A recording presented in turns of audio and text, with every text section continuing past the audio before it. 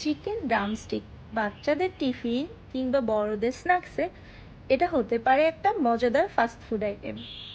Chicken drumstick তৈরি করার জন্য আমি এখানে দুটো ব্রয়লার মুরগির বডির মাংস ছোট পিচ করে নিয়েছি। এটা প্রথমেই সিদ্ধ করে নেব। দেন সিদ্ধ করা চিকেনের পিচগুলো আমি ব্লেন্ডারে কিমা করে নেব। একদম মিহি কিমা করার দরকার নেই। এরপর আমি এখানে মিডিয়াম সাইজের 4টা পেঁয়াজ ও 5-6টা কাঁচামরিচ মিহি কুচি করে নেব। এই পেঁয়াজ কাটারটা ব্যবহার করে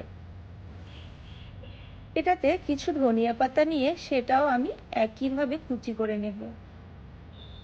এখানে আমি 4টি আলু সিদ্ধ করে নিয়েছি, এটা ভালোভাবে ম্যাশ করে নেব।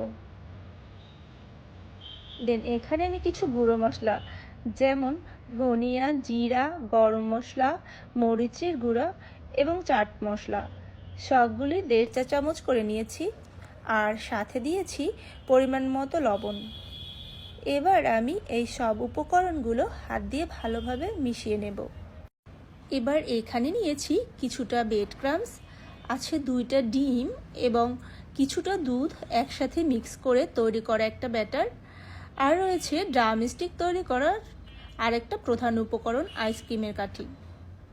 এবার আমি এই আইসক্রিমের কাঠির মধ্যে মাংসের কিমা দিয়ে একটা সুন্দর শেপ করে নেব, চিকেন ললিপপ স্টাইলের আর কি। দেন এটা ময়দা মাখিয়ে ডিমের ব্যাটারে ডুবিয়ে আবার পুনরায় ব্রেড ক্রাম্ব মাখিয়ে কোডিং করে নেব। এটা ডাবল লেয়ারে আমি কোডিং করেছি, যেটা অফ ক্যামেরাতে দেখানো হয়নি। এতে হবে কি, আসলে এটা সাইজটা একটু বড় দেখাবে আর কি।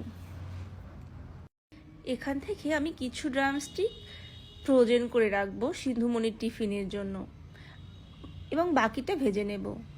মিডিয়াম আঁচে লাল লাল করে ভাজলেই হবে, যেহেতু